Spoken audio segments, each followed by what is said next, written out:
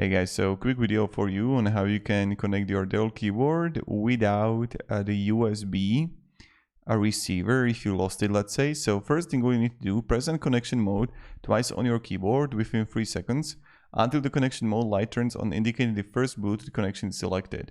So you're just gonna press the connection mode twice on the keyboard.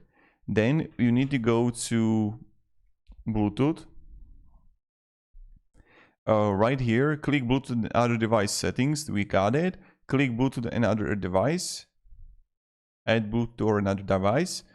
And from the list of device, click, so we're gonna have, let's say, you're gonna have Bluetooth here, and then it's going to look here for it, right?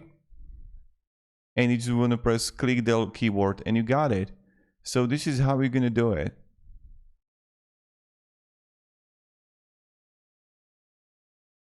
And that's it.